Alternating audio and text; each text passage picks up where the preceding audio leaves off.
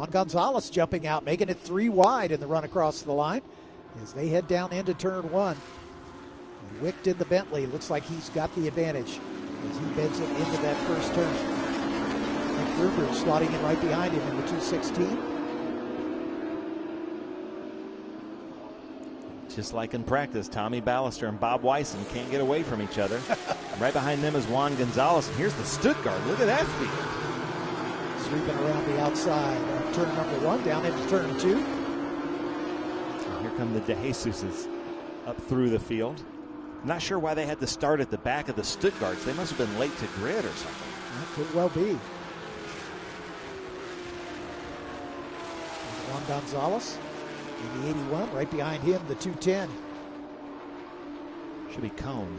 Matthew Cone, yes, sir.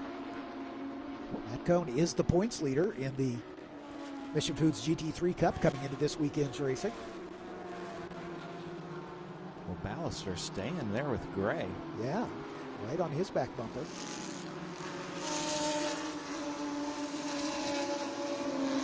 the hill. You understand the 67 car, Richard Walker, will have to do a drive-through for jumping the start. So Walker coming under the attention of the stewards.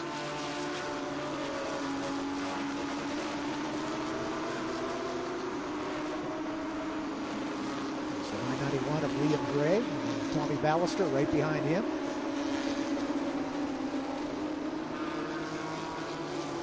Bob Wyson and Mark Sandridge having a good battle just behind. So the 49, is that Mark or Jordan Sandridge? That is Jordan in the 49. Okay. Mark's in the 58. Across the line to complete race lap number 1, actually race lap 2. Wicked with the lead. Gray, Ballister, Bob Wyson, Juan Gonzalez in 5th, Matt Cone in 6th. Jordan Sandridge now in front of his dad, Mark Sandridge, with William Oliver and Ann Doherty rounding out the top 10. Ann's doing great in her first start this season. She's no stranger to these cars, but this is her first start with us in the 2026 racing season. I'm surprised we haven't seen Bill Oliver's wife Emily join us here in the chat. Yeah, she was with us at Indy for both races in memory serves. Road America too. Yeah. There we go. Cone trying to give something to Juan Gonzalez. Juan Gonzalez following Bob Wyson here. They come around this carousel. Matt Cone coming into this weekend as the points leader. 67 car has completed his drive-through penalty, so he'll join at the back. Richard Walker. Matt Cone diving down to the inside of the toe of the boot. He's trying to get into Juan's mirrors, isn't he? Yeah, and fell back in single file as they get up over the hill here and then back downhill sharply into the heel of the boot.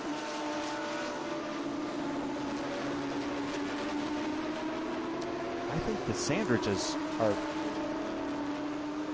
1-2, father-son here, right? Yeah, exactly. Yeah. And Bill Oliver.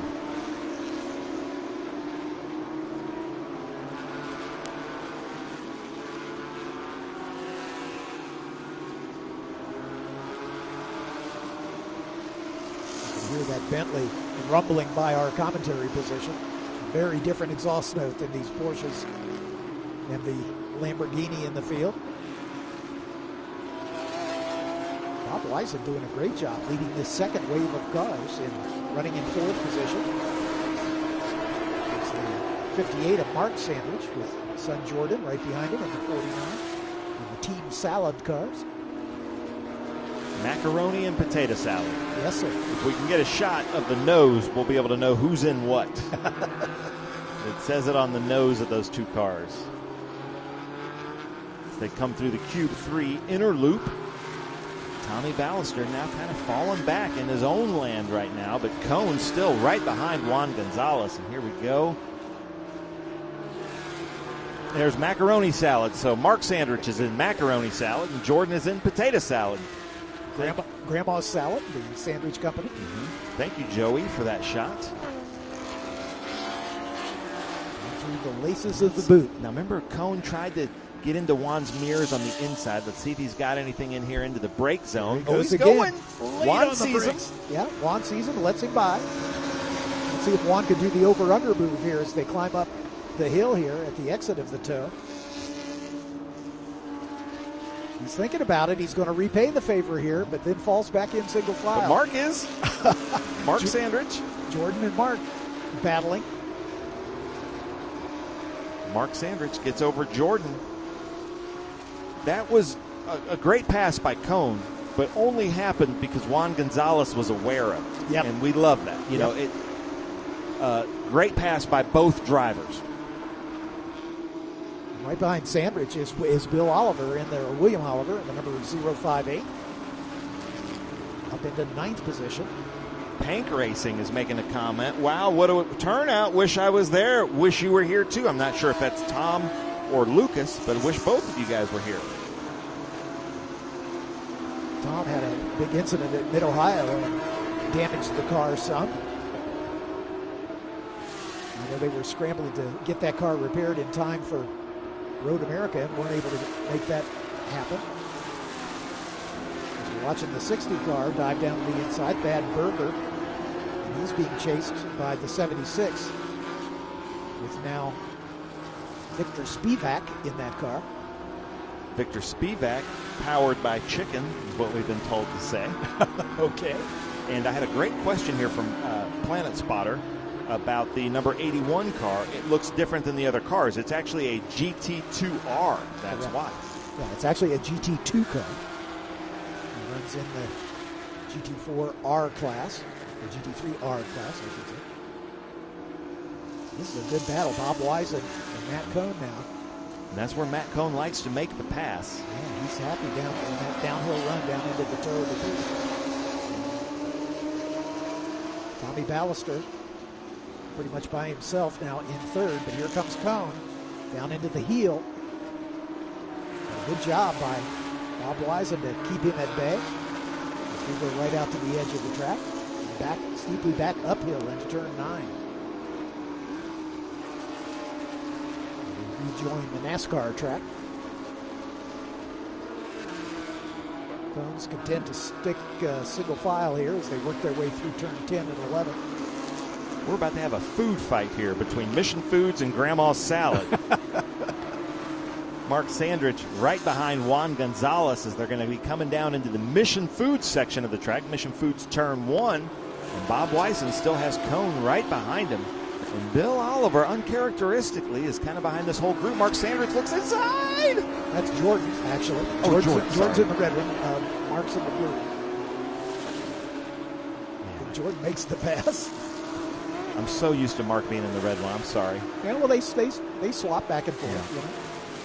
And that was, I don't think that was a clean pass. Yeah. I think we might have had a little bit of, what does Hobbs say? Argy-bargy, yeah. Calvin Fish likes to say argy-bargy. Cone is just all over the back bumper of Bob Wisen. They're both in GT 4.0 class cars in the Mission Foods GT3 Cup. Here comes Cone on the inside. Down into the laces, and he's got it done. I wouldn't be surprised if he pulls away now, because if he's been able to run that close behind another car, usually that means he's got more pace. He might be coming up to Ballister here soon. He's a ways back. Almost 5 seconds last time by was the gap between Ballister and then Bob Wisen. So we'll see if Matt Cone has got anything. Like I say, he's leading the Mission Foods GT Cup standings coming into this weekend's race.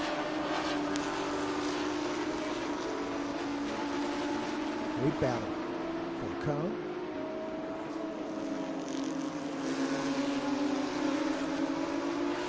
Jodeker is saying that was an optimistic pass. I'd have to agree with that a little bit. I think the number 81 would agree with you as well.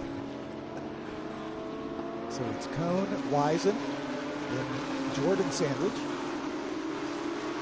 followed by the Mission Foods man,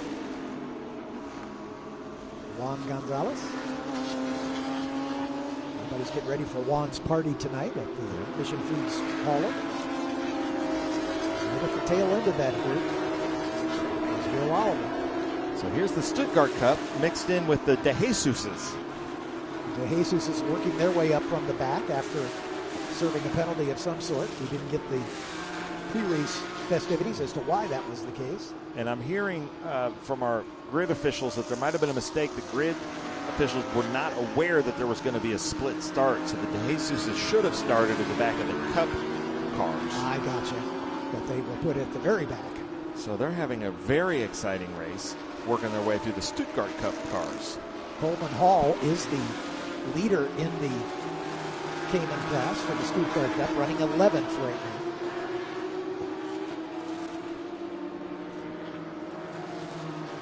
This battle with the number 9, that's Ryan Camp in the 9 car. Jeff Offlerbach just behind him.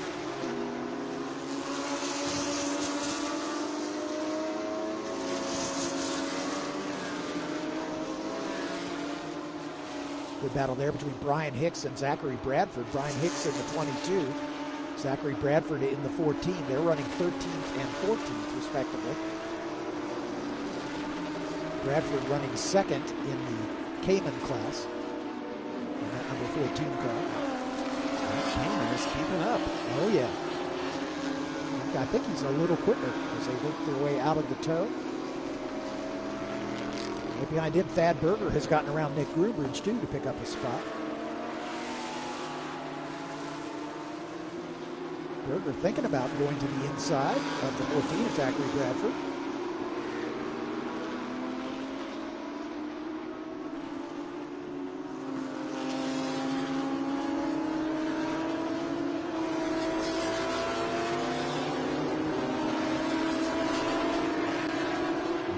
What I love about International GT is that throughout the field there's great racing to be seen. Yeah, anywhere you look, you're going to find a clutch of cars running together.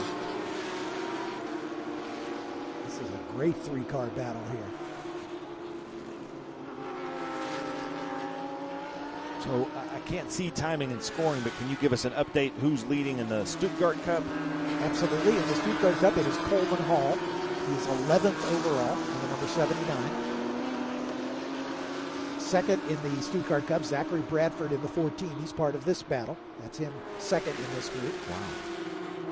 Third is Richard Zolman in the number 17. And fourth among the Caymans, Joseph Rizzo. Fifth is Jeff Offlerbach in the 10. And I believe this is Zolman's first weekend with International GT as well. I believe you're right. That's a great debut. Brian Hicks leading this group with Zachary Bradford right behind him. Bradford currently third in the point standings in the Stuttgart Cup. Just behind Joe Rizzo and Kurt Kropp. And Kropp, started deep in the pack. He's back in 26th position, so uncharacteristically off the pace here this weekend, as we normally see him running up front of these Stuttgart Cup races, but there's still 15 minutes plus still to go. Look at Cayman outbreaking the 992 into the toe of the boot. I was not expecting to see that. Yeah. Oh, and he's thinking about down to the inside in the heel of the boot. Once again, falls back in single file. I like the green and gold livery on that car. Yeah. That's a nice color combination. Here he goes. Here he goes. He's not going to be able to make that stick, though. And now that's bringing the other Cayman side by side. He lost momentum, and that's going to cost him a position in the Stuttgart Cup. Now he falls back to third. As the 17 barging his way through, Richard Zolman in the 4-liter Cayman. So Zolman showing some pace here. Welcome to International GT. Yeah, no Zolman. question. Juan Gonzalez has gotten back around Bob Wisen. So they're working their way off of the outer loop. And look at that cone around Ballister. Cone is on a tear. He might be giving Liam Gray something here. Yeah, he's up to third. And he's only, he's 21 seconds behind. Yeah, so. But maybe next race he will be able to now. Yeah. And remember, I interviewed Cone at the Road America. He's very honest in his interviews, so I'd love to know what he says at Winner's Circle. You know, maybe he can do something about it tomorrow. And then there's Bill Oliver right behind Mark Sandridge.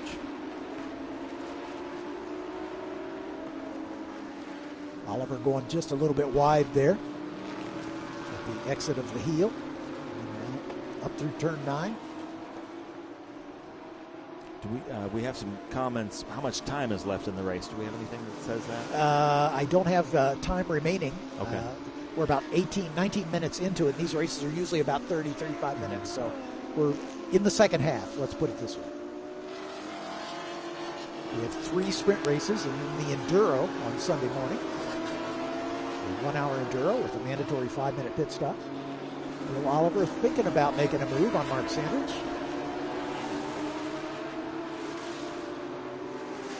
While Jordan sprinting away from his dad up in front. Here come the De Jesus twins as they work their way through. Francisco in the 212, Julio in the 12. And Julio thinking about making the move on Francisco. They just can't get away from each other. Yeah. As they come up on Nicholas Groom Bridge. That's the battle for 18th position.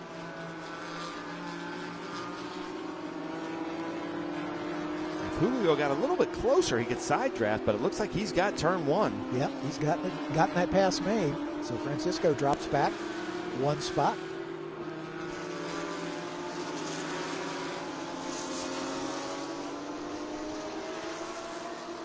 Francisco in the 2023 GT3 Cup 992. Julio in a 2019 GT3.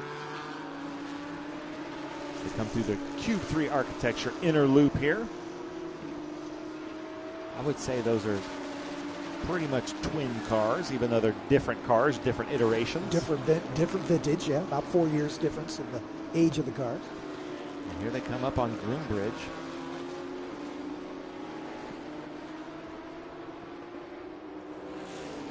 Groom Bridge, last time by the line was about 2 seconds out in front of this battle. Now it's less than that as Groombridge coming under pressure, and they're both going to try to get through. White flag next time by for Charles Wicht in the Bentley. We haven't seen him much. He's 4 seconds out in front of Liam Gray. But the De Jesuses have both gotten by Nick Groombridge. It's for 18th and 19th. Groombridge back to 20th position now.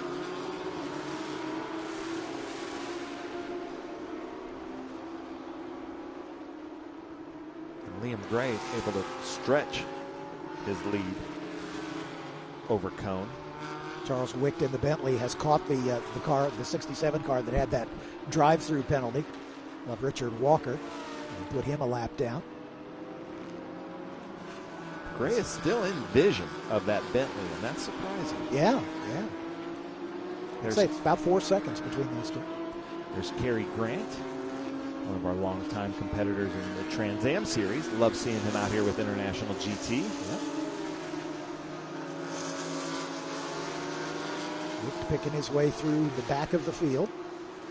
As you should see the white flag here, correct? Yep, coming to the white, we believe.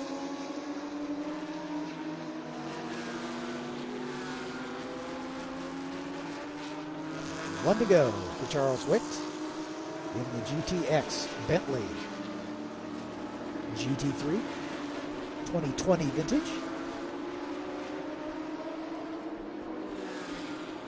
The Bentley has some connection to the Dyson family as they ran the Bentleys in the IMSA competition or World Challenge. I'm not sure which. I think it was World Challenge.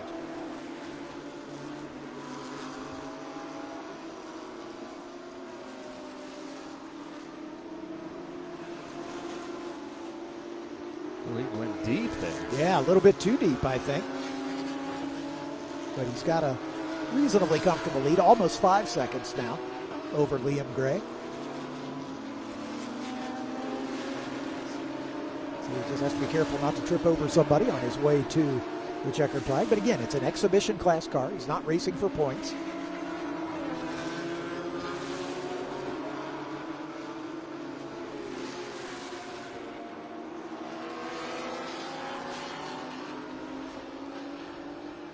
just working his way through the traffic.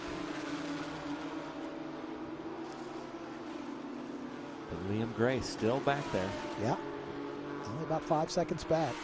And it's a big, almost a 25-second gap back to Matt Cohn in the 2:10. So these two have definitely been the class of this field. It looks like Kurt Kropp is going to be able to get another lap. He's far enough ahead of Wicht. But Wicht will see the checkered flag here. Indeed. On to the final turn of the racetrack. Turn 11. Past the pit entrance, and the checkered flag awaits for Charles Wicht. And he will see it. Wicht takes the win. Liam Gray working his way through traffic. And he is across the line in second spot. 4.7 seconds, the margin of victory. And it's going to be a bit of a wait for Matt Cohn in the 2:10. He is some 25 seconds behind this battle. There's the Lamborghini, number 76, with Victor Spivak. Oh, I didn't even notice that. The Italian flag on the underside of the Lamborghini wing. I like that. Nice little touch there. Yeah. Spivak bringing it home in 12th position after starting 17th, so he's up about 5 spots. Juan Gonzalez takes the checkered, as does Bob Weisen. Bill Oliver, Mark Sandridge. And Doherty would be next in the number 4. And that should be our leader in Stuttgart, Coleman Hall. Yep. He's across the line in 11th position. And Spivak in the Lamborghini. And another the GTX. And Richard Zollman still coming to the line, but he'll finish in 13th spot. And third amongst the Caymans. Colin Cohen in that Maserati Trofeo. There's Zollman across the line. Zachary Bradford running third or fourth amongst the Caymans. And Thad Berger in the number 60. Julio De Jesus up to 16th after starting on the last row. Brian Hicks in the 22. GT992 finishing 17th. Joe Rizzo in 18th. Francisco De Jesus in the 221 with Nick Groombridge just behind him.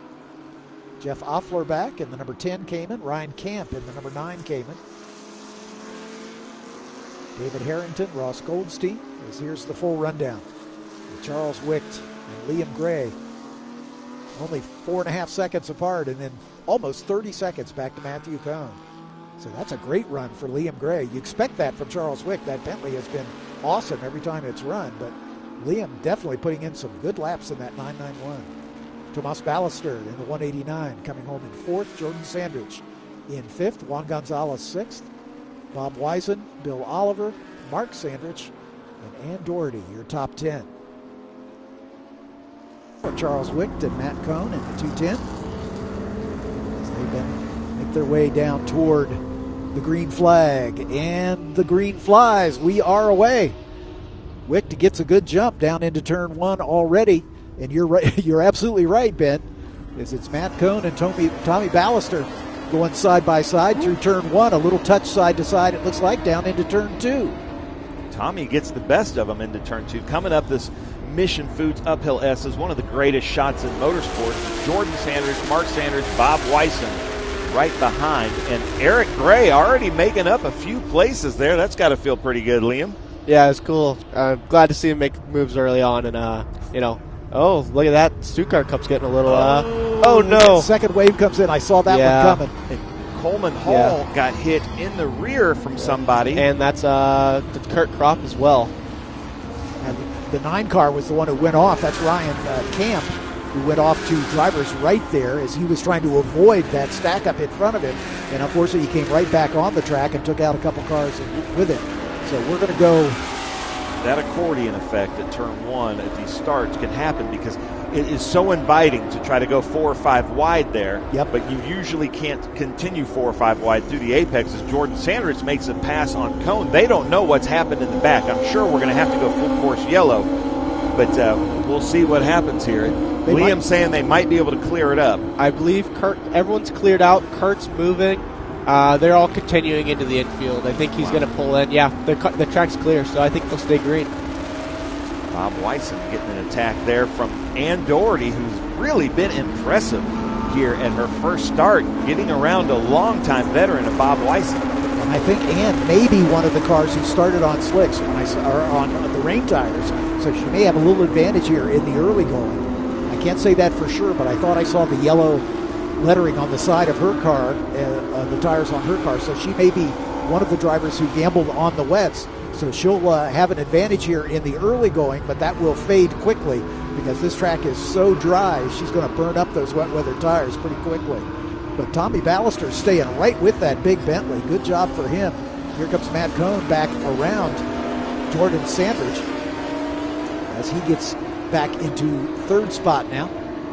Sandridge back to fourth. There's Ann, and she is closing quickly. She's got great pace here. Now she lives, she's from Seattle, so she's probably, this is a nice sunny day in Seattle, so she's kind of used to this. She lives in South Carolina now. But I'll tell you, I'm just getting reports that Coleman Hall, who was probably my favorite to win in Stuttgart, is in the paddock because of the incident, as is Ryan Camp. The leader in the Stuttgart Cup is Zachary Bradford, and he is the fastest car on the racetrack on that last lap in the number 14. Joe Rizzo is second amongst the Caymans, with Jeff Offlerbach in third in the early going here. But I am so impressed with Tommy Ballister, man. He is right with this Bentley. Charles Wick may be a little uncomfortable in these dampish conditions, as they're down in the toe of the boot. Are you seeing this, Liam? That could be you out there. Yeah, it's always fun. Hopefully I'll get back up to the Bentley tomorrow, or actually this evening. It's going to be tough, but I think it should be fun. I think Tommy always does an amazing job on these weekends. He's typically my closest competitor, so it's good to see him kind of battling where I was yesterday. And if you get to spend any time with Tommy Ballister, just one of the most fun people in the paddock, always has a great time, big smile on his face. He's one of our contributing to the fun atmosphere of IGT. Absolutely. He's always so happy to see you no matter what happens. I mean, Tommy's just such a great guy. I'm so glad that we get to compete against him. So glad that he gets to come to these races all the time and, bring some life to his place. Yeah. You get to ride along with him right now as he comes across start and finish. Picture in picture. I like that. Yeah. As they come into Mission Foods Turn 1. Now, Charles Wick, it looks like he's got some temperature in his tires. He's found the grip, and he might try to start pulling away here. You can see it is a foggy day. I woke up and I could smell the campfire again, but it didn't seem as smoky as it was. But this is fog, not the smoke, I think, from the wildfires. Yep, exactly. We had a really cloudy day or hazy day here on Thursday for our test day.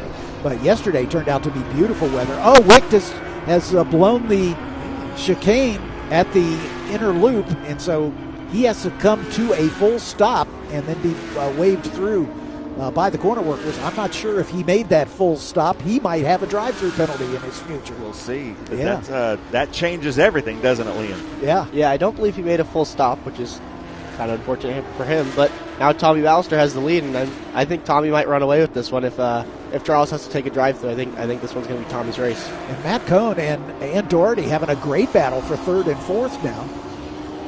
Matt Cohn able to hold her off, but again, if Ann made the gamble to go on the wet weather tires, this is the part of the race where she will have the advantage. I believe when I saw Ann pulling out, I believe she was on slicks. So she is on slicks. Okay. I believe so. Oh, wow, it's a move on Cohn. Man. Look at that. Good job, Ann. Let's say she is stout here this weekend in her first start. A little bit of body damage I'm seeing. It looks like just the wrap on her left rear quarter panel over the wheel well there. You see that? Just a little divot. Okay. Emily Oliver says, let's get to work, Bill. And then we've got some people rooting for Tommy. So it's great. And then somebody says that there's a Bentley running at Road America this weekend and at Watkins Glen. How cool is that? Yeah. All right, Wick, let's see what you got. I'm sure those big, bright Bentley headlights, Tommy's seeing those in his mirror. And Ann Doherty, look at that, around Matthew Cohn, right behind Charles Wick. Very impressed with her. She just set fast lap of the race until Bruce Ledoux came by in the Lamborghini. Remember, he started at the back. So Ledoux from the tail of the field up to 9th position now on race lap number 5. So that's a great charge for him. There he is. He's about to come up to Broombridge, and then Eric Gray right behind him. We've got his son Liam in the booth with us. And Ann Doherty still staying with Charles Wicht. And I wonder, sometimes those bigger cars, like we've talked about in the other groups, sometimes it takes a little bit longer to get the heat in the tires. And maybe that's what happened as he entered the Cube 3 interlude. Doherty with Matt Cohn right behind her. This is a great three-car battle. This is now for second position as Tommy Ballister in the lead. Around him. I believe with that Bentley, it's got a square setup of 320 millimeter tires all the way around. So some big tires. You know, it definitely takes a minute to get some heat into them. Yeah. And with the cool track temperatures and the cool ambient temperatures, that's going to be even harder. But Ann's going to keep him honest. She is right on his back bumper. Ballister's making a bigger gap, it seems like. Yeah, it was 2.7 seconds last time by the stripe as they're climbing the hill up toward turn 9 right now. Maybe we've got some experts in the comments, because I do see the yellow sidewalls, the Pirelli on Ann's. Is that the slicks, or is that is the slicks? Okay, so Liam's our expert here. Yeah, Ben and I are just guessing. Liam knows everything. So. And I believe I was wrong earlier when I said the wet tire has the Pirelli branding on it. It may not. Okay. So take that with a grain of salt. Okay. Somebody was in pit lane. It looked like one of the DeJesuses. Okay. Let's see who fell off the back here. Yeah, Francisco just came by, I think. So we'll see if Julio. Zachary Bradford still leading the Cayman class for the Stuttgart Cup. He's 11th overall right now as he's worked his way through quite a few of the GT cars. And just set the fastest lap of the race once again for Zachary Bradford. Comes into this weekend third in the points standings in the ZRB Motorsports Cayman. Joe Rizzo and Kurt Kropp just in front of him. And this is a weird situation because Ann, it's going to be really hard for her to get around that Bentley, but then she's got Cone right behind her trying to get around her. This could make a difficult situation here at one of the most difficult sections of the track. She gets a great run through the laces of the boot there, coming down into the toe. The torque of that Bentley will probably give him an advantage climbing up the hill here. Tommy Ballister at the front. The first time we've seen anyone other than Charles Wicht at the head of the field.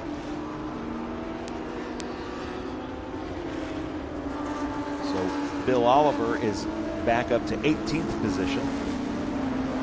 That's pretty good. Ooh, look at this. She's right on the rear of Wicht.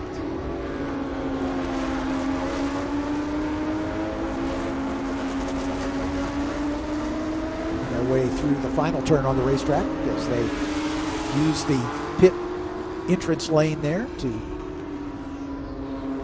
And there is a little camber on 10 and 11, isn't there? Just a little bit of banking just to help the drivers out slightly. You can definitely carry way more speed into it than you believe you can. We were looking at the edge of my car yesterday, and I got a little bit of scrape on the edge of my mirror from that exit wall. But I believe in the next lap or so, the leaders are going to be catching traffic. Yeah. So it's gonna start shuffling things up a little bit.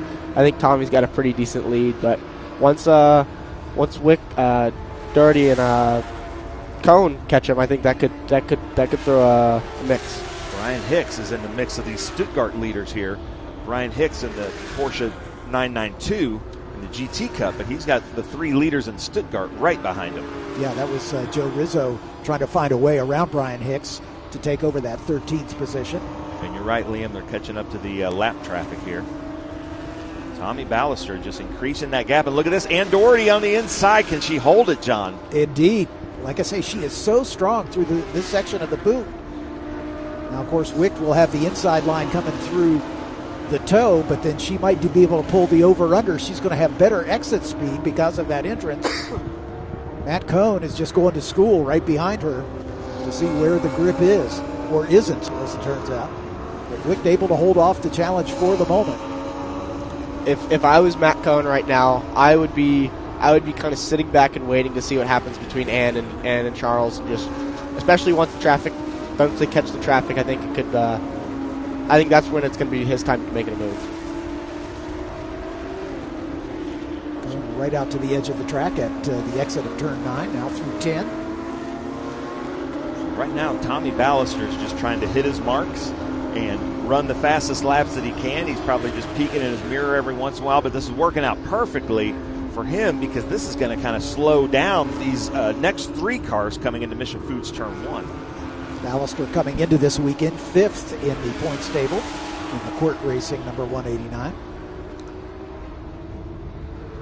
Head down into turn number 2 and then begin the uphill run. Do you have a favorite part of this racetrack, Liam? Is there any section of it that is more fun than others? It's kind of generic, but the S is in the bus stop. Yeah. I mean, just so much fun. You carry so much speed, flat up through the S's, super, super fast into the bus stop. It's just, and then going over the curving there's the only other corner that's like the bus stop in the country is at Daytona, and how often do you get to drive Daytona? Exactly right. And the bus stop, I was telling my kids that are here, you can either gain a half a second or lose a half a second by how well you get in and out of it. Yep. Yeah, exactly. I've driven the bus stop at Daytona. This bus stop is more fun. Yeah. Oh, that's cool. So now Wigged coming down into this next gen toe of the boot. You can see the line is polished. The apex, the entrance apex of the boot. So that could come into play when it does rain. Tommy Ballister getting around Colin Cohen in that Maserati Trofeo. Yeah, if it starts to rain, maybe before this afternoon, it's going to drastically change the line of this racetrack. This racetrack will get very slow because of all the rubber. Yep. You have to take almost the opposite line. Yeah. And you're crossing the rubber, and it's gonna be a drastically different racetrack. These guys are deep in traffic now. The leaders working their way through the back of the Stuttgart Cup field as we ride with the overall leader, Tommy Ballister. Body language looks relaxed, doesn't it, Liam? Yeah. He looks like he's good. Yeah, he looks very relaxed. I think he's just kind of settled into a groove, and he's just going to hit his marks. And as long as he keeps it on the racetrack, I think he'll come away with the win. I hope I didn't just give him a little curse there. But yeah, hopefully the commentator's curse didn't hit him again. Yeah. We have a question here that I can't answer. Does GTX still follow the FIA GT3 homologation timeline? Or can someone show up like in a Mercedes SLS GT3, for example? I believe you can show up in almost anything you'd like. Yeah, I think that's a run what you brung kind of class. Exactly. I don't think there are. I think if you're an IMSA team and you wanted, aside from maybe some IMSA testing regulations, yeah. I think if you have a brand new, 992 Evo GT3 car, I think you could come out here and run it if you'd like. Oh, look at this. The Lamborghini of Bruce Ledoux is moving up through the field as well. Remember, he started at the back, so he is now challenging for the top positions here. But Matt Cohn got around Ann Doherty as we were riding along with Tommy Ballister. I think he listened to you, Liam. I think he was just kind of waiting to see where the lap traffic was going and probably made his move. So Bruce Ledoux resetting fast lap of the race. He's now running in 5th. As we're in the closing stages here of this one. Yeah, I'm hearing maybe next time by we might get a white. I'm not sure. Maybe they're going to wait till the next time by. But here we go. And on Matt again. Well, she loves the boot. She is so good through that section of the racetrack.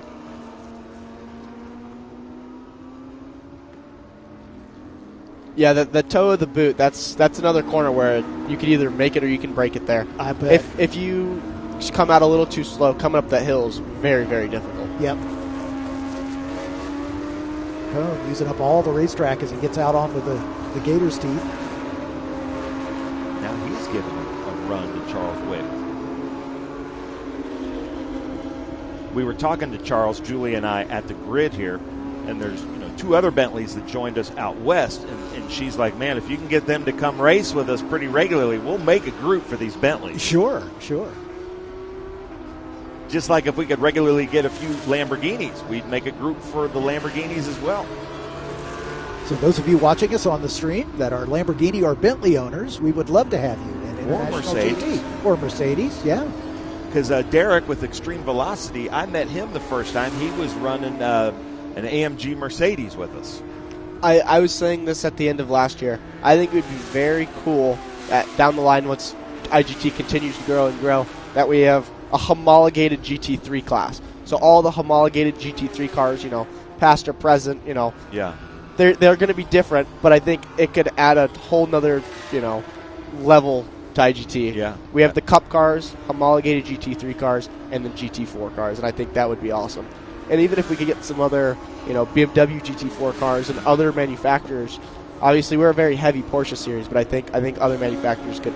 It would be a lot of fun. Let's see what she can do here, John, because she likes that pass here at this next right-hander. Yep. She gets a great run through the sole of the boot and down into the heel here.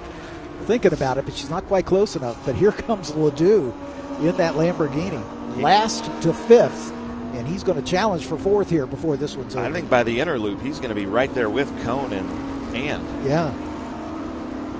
Charles Wicht has got a little breathing room now that he's been able to pull away a little bit. Of course, with Cone and Doherty battling each other, that's going to slow them down a little bit and give Wicht a chance to draw away as the sun trying to peek through the clouds here. And we're getting the white flag this time by, so this is going to be the last lap of racing. Yep, the white flag is in the air. Tommy Ballister, the first to see it. Ann's gonna definitely try and do something this lap. As long as she can get close, this is going to be her last opportunity. So I think if she gets close enough, she's definitely going to go for something. But that Lamborghini's about to be in that mix as well. Yeah. As they climb the hill through the S's. Yeah, Ledoux's going really fast. He's definitely making his way, especially in these conditions. I think he could catch them, maybe by the end of this lap. He's 3 seconds faster than Ann Doherty on as far as his best lap. So, but Tommy Ballister, after taking the lead when Wicht blew the inner loop, and again, the three of us noticed that he did not come to a full stop after making that mistake, and so he may be penalized even deeper into the field if the stewards elect to assess that penalty in the post-race. Where are we at with the Stuttgart? Because the top three in Stuttgart were real close. Zachary Bradford still the leader, and he's got Eric Gray in between Eric Gray and Thad Berger in between he and Richard Zolman, who is running second in the Cayman class. Joe Rizzo is third amongst the Caymans. Jeff Oplerback fourth. David Harrington in fifth spot. Zolman is new to the series, so Yep. our newcomers are doing really, really well. But here we go, Tommy Ballister about to take the checkered flag. 2 corners left after this corner. Yep. Right out to the edge of the track at the exit of turn 9. Turn 9 is the most, aside from the toe, is the most acute turn on the racetrack. No more work. He said, let's go, Tommy. This will make him happy. Bring us home, John. Tommy Ballister on his way to the checkered flag. That's going to, he's got both hands off the wheel, celebrating as he comes across to see the checkers. Good job for Tommy Ballister. Bruce Ledoux looks like he might have gotten Ann Doherty. Let's see. No. Just behind, yeah. So Charles Wicht comes home second in the Bentley in the GTX class. Then Matthew Cohn will win he'll take the win in his class. He's in the GT 4.R class in the 210.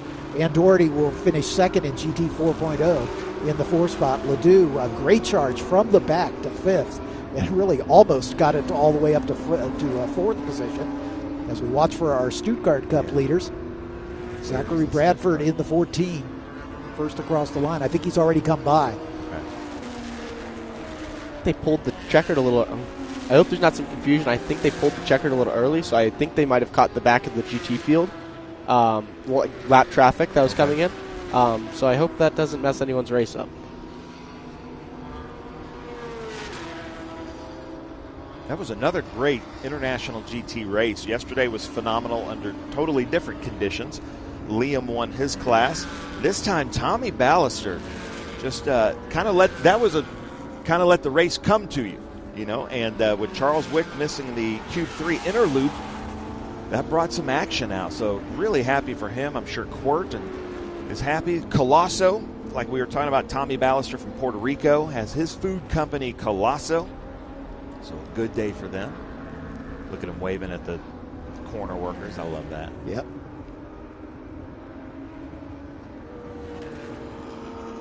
Good start to this day, John. You betcha. Ballister in the 189. Well, let's let Liam Liam, thank you so much for joining us. Can't wait to see what happens in your career. We had a good time playing wiffle ball last night together. He got beamed by Chris Dyson's son. Oh, man. But you need to go down to Victory Circle to celebrate with your dad, and we'll see you in this afternoon's race. Yes, it did. It was a pleasure being up here with you guys. Ton of fun. Struck me out once yesterday, but that's okay. See you, man. Ben's got a wicked fastball. No, it was a lot of fun. Indeed. It's great to have Liam up here. We're going to see him out there. And, again, he starts from the back, which will put on a great show. But here's our results, John. Tommy Ballister taking the win in the GT 4.0 class. Charles Wicht finishing second in the GTX Bentley. Matthew Cohn in the 210 finishing third. And Doherty, what a great drive, into fourth. Bruce Ledoux in the Lamborghini from last to fifth. Jordan Sandridge right behind him. Bob Wisen, Mark Sandridge, Nick Groombridge, and Eric Gray also starting at the back of his field, working his way up into a top 10. Zachary Bradford, your winner in the Cayman class in the number 14. Thad Berger in the 60. Then Richard Zollman on debut this weekend, doing a great job. Joseph Rizzo, Jeff Offlerbach, David Harrington, Brian Hicks, Bill Oliver, Ross Goldstein, and Jason Alexander, your top 20. Bill Oliver, Emily was saying Olivers never give up, so I love that. Richard Walker, Andrew Smiley, Cary Grant, John Alexander. Rocco Canada started at the back. Good recovery for him, up to 25th. Mike Beers, Torsten Gross in the hands-off car. Francisco De Jesus, Richard Grant, and Colin Cohen in the Maserati from the GTX class. Julio De Jesus, Ari Strauss, then Coleman Hall. Ryan Camp and Kurt Kropp apparently got caught up in that first turn incident and did not finish the race. Yeah, the ShopLink, a new sponsor for Racing America, just announced this week. So glad to have them aboard, sponsoring our drone footage. But Ann Doherty in that black number 4, and Matthew Cohn in the multi-shaded green number 210, alongside as they bring it to the line. And look at Charles Wicht in the Bentley. He is anxious to get going, and he drops the hammer right away and gets right to the front. So the Bentley has got lots of torque, 600-plus horsepower, twin turbocharged. But Matthew Cohn's going to try to stay strong around the outside. Can't quite close the deal, but Cohn will take that second spot. Ann Doherty in third, and Tommy Ballister just behind her. And Julio De Jesus just behind Ballister. There's Thad Berger in the number 60, and Nicholas Groombridge just behind him as they work their way to the top of the S's and into the inner loop, or the bus stop as it's affectionately known. And Tommy Ballister right upside. Ann Doherty thinks a little bit better of it, but watch Ann Doherty, Thomas Ballister, and Matt Cohn, because Ann Doherty and Matthew Cohn, they passed each other a few times in this morning's race. Indeed they did. There's Bill Oliver there right behind Bob Wisen. Yep. Not for long, though. Wisen and Liam Gray both going side by side, trying to find a way around. Cliff Kayer won't like that. They're teammates with Matrix. Cliff, wish you were here, but I understand he's doing a bike ride across Switzerland, I believe. Oh, well, good for him. Yeah. Ooh. Oh, Ann had a problem. And that cost her a bunch of momentum and forces Julio De Jesus a little wide, but he's able to gather it up. She's back up to speed. I wonder if she missed a shift or something. Just behind her, Nick Groombridge has gotten around Thad Berger. Liam Gray just split the difference. Yeah, Liam is already all the way up to 6th position now.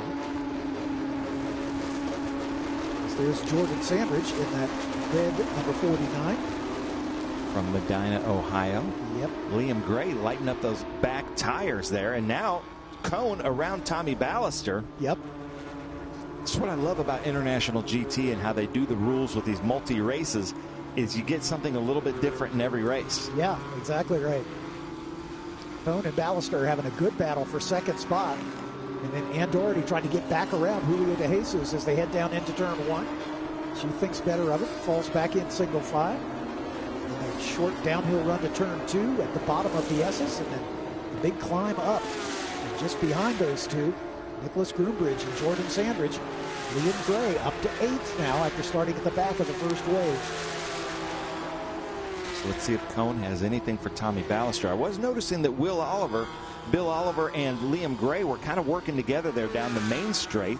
Let's see if they can keep that going as Jordan Sandridge and then Nicholas Groombridge. Liam Gray Not suggested going around the outside of the Q3 inner loop, nor the carousel. Exactly. Got to be a little patient, Liam. Liam right on the tail of Nick Groombridge now as he got around Jordan Sandridge in the run up to the inner loop. And that's putting Bill Oliver right back there on Liam Gray's tail. Two of our Matrix competitors working together. Here comes Liam diving to the inside, down into the toe of the boot. And he's going to make that happen. Bill Oliver's going to try to follow him through. I should say Will Oliver. I apologize. No, I think Emily's okay with Bill. Bill or Will, either one. He falls in behind Groombridge. Here he goes. Will goes to the inside and makes the pass stick at the heel of the boot.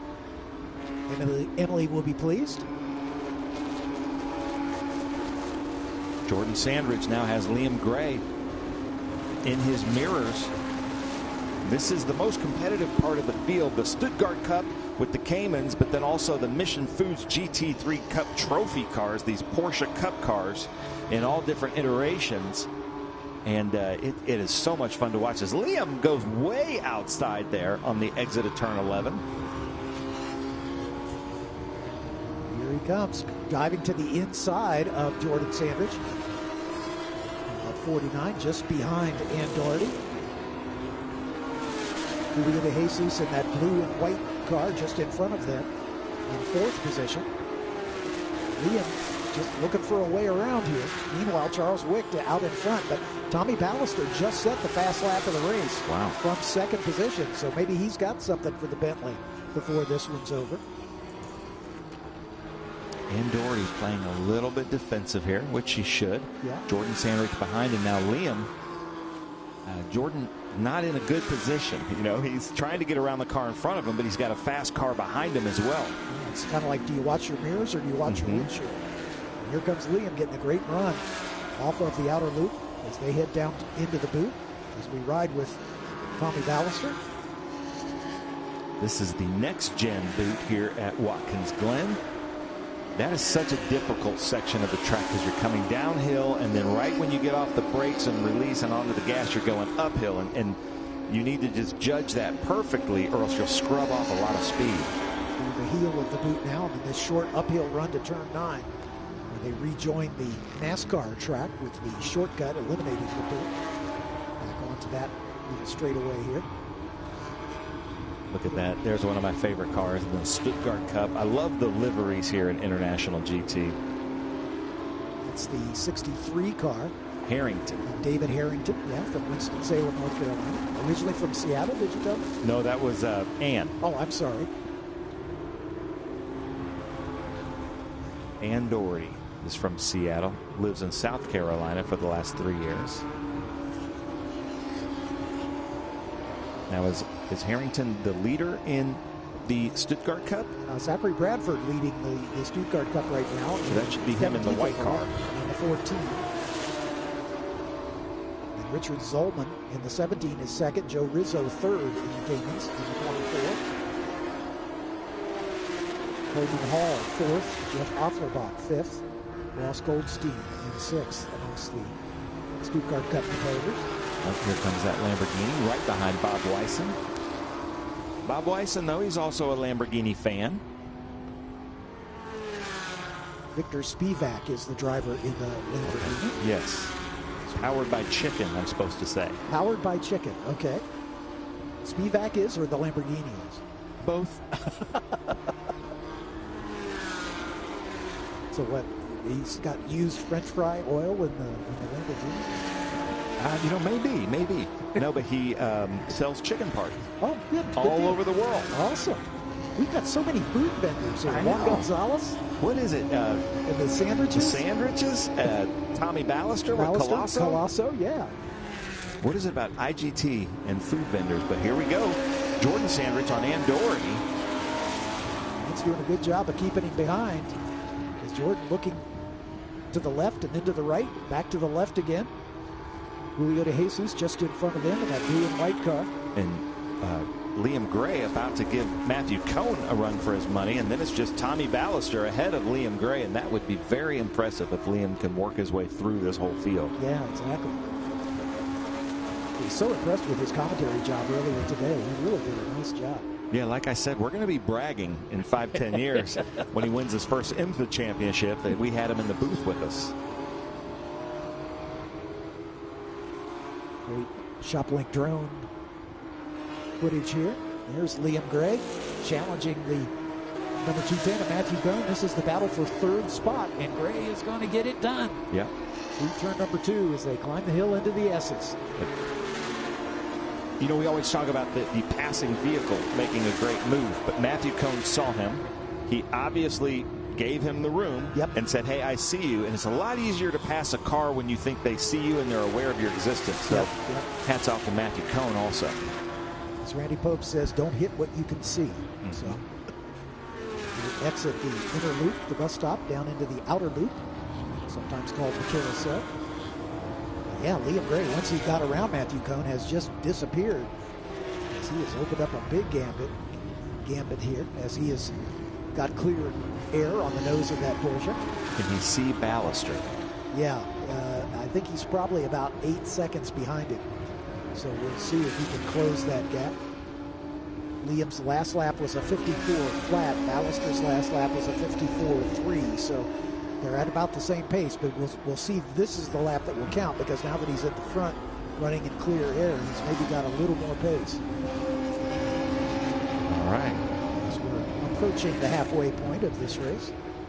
This is the final sprint race of the weekend for these drivers. They will have their 1 hour enduro tomorrow morning. It's their final race of the weekend. Look at this traffic jam as Spivak in the Lamborghini going side by side. Is that one of the De Jesus's? Oh, that's Groombridge, and then this is Mark Sandridge. Sorry. Yep, you're right. Mark in the blue Grandma's salad machine. It's funny because the Lamborghini says party, but Party Vardy is with Sandriches. So that's just, you know. It's so confusing for all of us. Joe Vardy, always called Party Vardy. There's Coleman Hall. Where is he? He's usually at the front edge of the Stuttgart Cup. So we'll check him here. Coleman is running second in Cayman 4-liter. In fact, he just took over the lead as he got around Zachary Bradford, who was the early leader. So Coleman Hall has now taken over the top spot in number 7. He had to start from the back of the Stuttgart Cup. So we're seeing some talent here from these young international GT drivers. And guess who just set the fastest lap of the race? Liam Gray. Wow. 1:53.653. Amanda McCauley just says, my boy is on fire. Fire.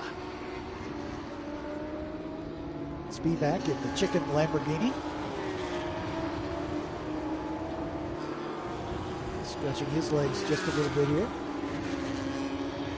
After getting around Mark Sandridge, he's up into 10th position.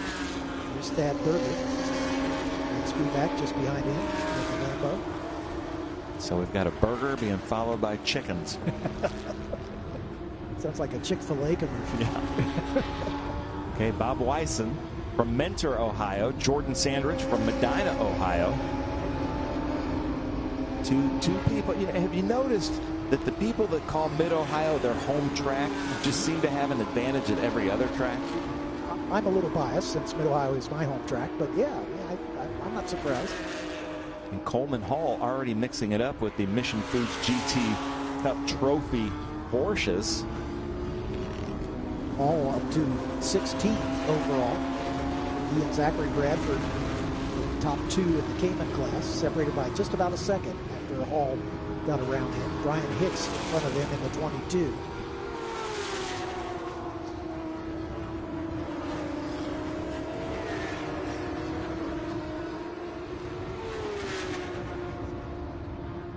This lead battle. Wait, hold on. We have somebody rooting for Ross Goldstein. Aqua Fortis 22. I love seeing that. Go Ross Goldstein. I believe he's currently 22nd out there. That is correct. Just in front of Thomas Bagoni and just behind Jeff Offenbach. Now, Catherine Legg is the co-driver for Bigany. I think she's Bigany, how she said it. Okay, yeah. And I don't think she's out there in the car right now, but I think she's going to do the enduro if everything works out okay tomorrow. So she's here this weekend. Yeah, she's awesome here. Sauce. Yep. Oh, great. We have the pleasure of sharing a commentary booth with Catherine at a Formula E race in New York City. Oh, wow. Some years back. She's a lovely person and a very talented race car. Yeah. So De Jesus right behind Bob Wyson. Now they're getting into the lap traffic. They've begun to catch up to the back of the field and put some of these cars a lap down as we are 17 minutes into this race. Mark Sandridge, Bob Wyson, and Francisco De Jesus all having a nice battle. Groombridge not that far behind him. There goes De Jesus once again trying to make the move on Bob Wyson. Can't quite close the deal. I'm seeing some great blue flags from the corner workers. Heads up from the corner workers. I like that. Coleman Hall got around the 22 of Brian Hicks, so he's got him in between. And here's the 14 of the early leader in the Stuttgart Cup, Zachary Bradford, 14. It's a great looking car, though. Yep. Going way out, isn't he? Turn 10. Going way out to make the pass, even. Exactly. Got it done. So Groombridge around Brian Hicks as they cross the line. Bob Wyson still right down the middle of the racetrack trying to hold off the challenge from behind with Francisco De Jesus. And here comes Coleman Hall to mix it up with these Cup cars. Yep. Coleman in the number 79. Blue Porsche.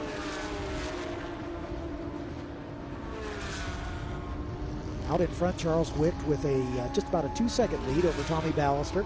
Liam Gray resetting fast lap of the race, closes down to about 2 seconds behind Ballister. And then it's about a 5-second gap back to Matt Cohn in the 4th spot. And Julio De Jesus another 6 seconds behind them. And Doherty right on De Jesus' tail. Yeah. And that's the battle we're seeing right now. De Jesus, Doherty, and Jordan Sandridge. Hoping we can find Liam Gray here sometime soon, because he's about to give a fight to Tommy Ballister. And they're good friends. We had a social last night. I saw them talking together. That's what I love about International GT is there's fierce competitors on the track. But Juan Gonzalez and Mission Foods hosted a nice party with us last night. Yep. And everybody really enjoys hanging out together, which makes, in my opinion, makes for better racing, because it's a lot harder to punt or do something stupid on the track when you're doing it with your friends. Tommy Ballister in traffic working his way. Look how close he is to Charles Wicht. Yeah, and there's Liam, too. And there's Liam, yeah. Ooh, the 1, 2, 3 all within sight of each other here. 1, 2, 3 overall, of course. We ride with Tommy Ballister as he climbs the hill. I just saw him casually look in the mirror.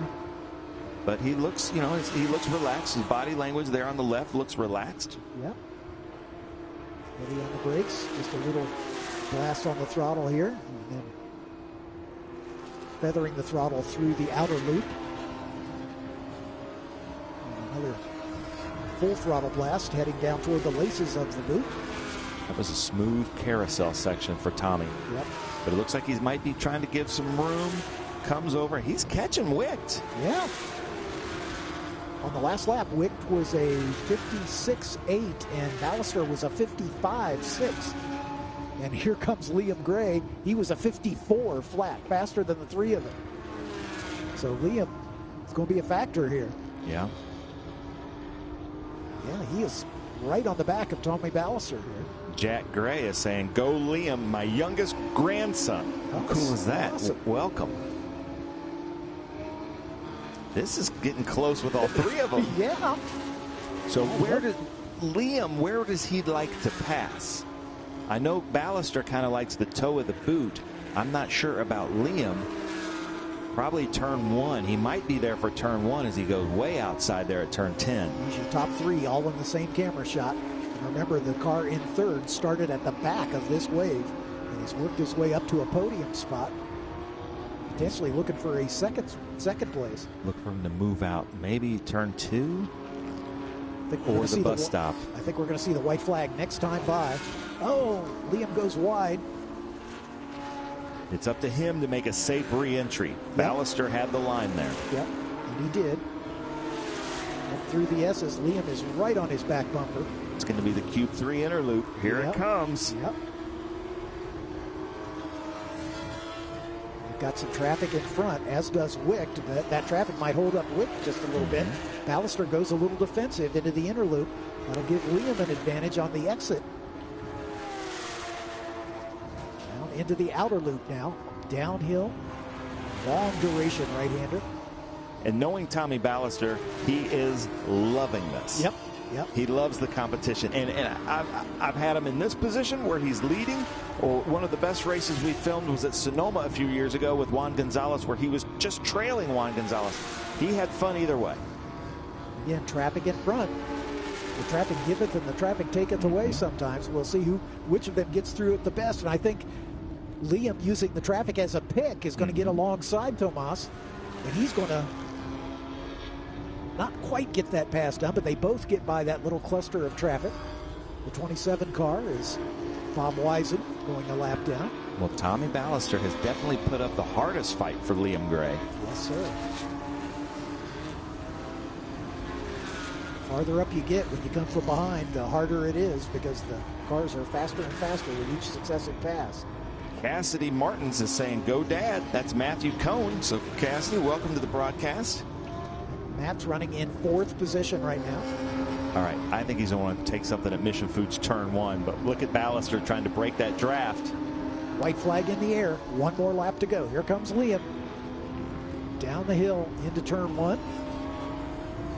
Tomas goes a little defensive. Yeah, but Liam didn't go as far into that one, so maybe he's trying to set something up for the Cube 3 inner loop as they come through this Mission Foods uphill S's. Of course, as they're battling each other, Charles Wicht, of course, is looking in his mirrors and saying, "Thank you very much. I'll just motor away into the sunset." Look at this. Tomas guarding that inside line. Liam goes even further inside, side by side through the inner loop. Nice. And he gets it done. Liam Gray to the front of the Porsches from the back of the GT3 Cup field. Well done for Liam. And Tommy, because Tommy saw him, gave him the room, absolutely. Knew he was there, and had to, live to fight another day. So good driving from both drivers there. Moving down toward the toe of the boot. But take nothing away from Charles Wicht. He started in 3rd position, or 4th position, excuse me. Or 3rd, no, because Ledoux started back. And so he took the lead literally in the run down to turn number 1 and has never been headed. But the two cars behind him, Ballister and Gray, have not let him get away. Yeah, and I know we talked about this at Road America, but I love that Bentley still has the stenciled spray paint on the grill like they did in the 1920s. Yep, the blower Bentleys. Dominated at Le Mans for a number of years. Here he comes. Coming to the flag as we wait for Charles Wicht to come into view. There you can see the 07 stenciled on the grill work. He's on his way to yet another victory in class.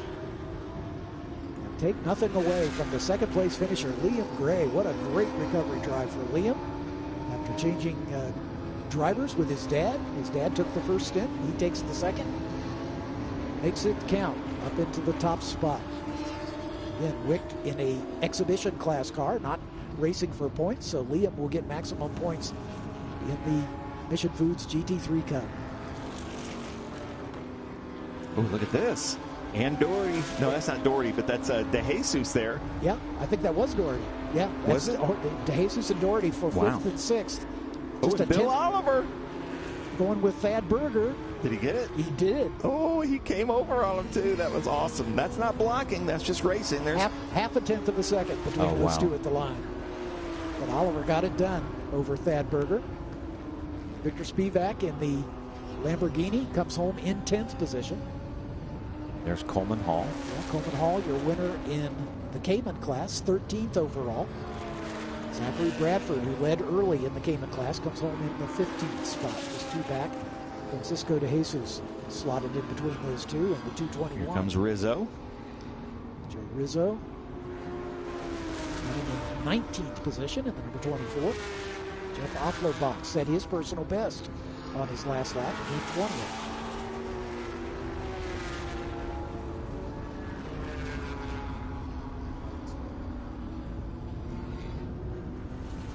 How about Liam? Go to the podium. That's using Oka saying that stunning drive from Liam. That's Gelatinous Behemoth. I love these names. Eric Hartman sometimes joins us in the chat. And then Amanda McCauley, proud mom here.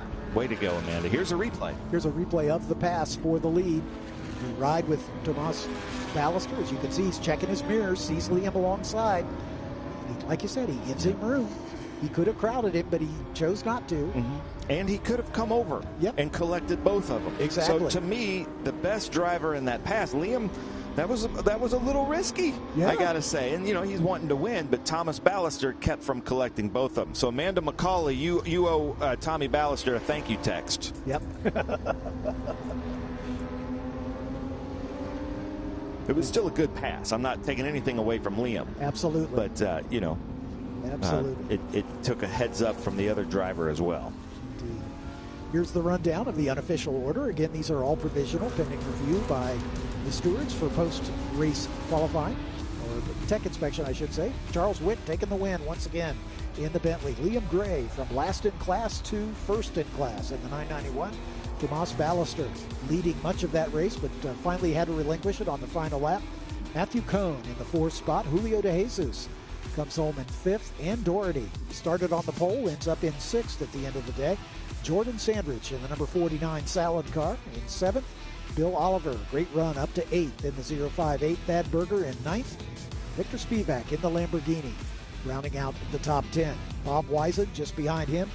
Mark Sandrich, Coleman Hall, the lead Cayman driver in the Stuttgart Cup. Francisco De Jesus, then Zachary Bradford, second amongst the Caymans. Brian Hicks in the 22. Nick Groombridge in the GTX number 216. And then Richard Zollman, third amongst the Caymans in the number 17, finishing in 18th spot. Joe Rizzo, Jeff Oplerbach, Ross Goldstein, Thomas Bigany, Kerry Grant, your top 23 with Kurt Kropp, the points leader coming into this weekend in the Stuttgart Cup. Richard Walker just behind him, then Jason Alexander, Rocco Canada the third, who started at the back of the field. Andrew Smiley just behind him in the 28th position. Ryan Camp finishing a lap down in the number 9. John Alexander in the 127. The second car a lap down. David Harrington, Mike Beers, Torsten Gross in the no hands car. Colin Cohen in the Maserati. Richard Grant and Ari Strauss retired after 8 laps in the number 26.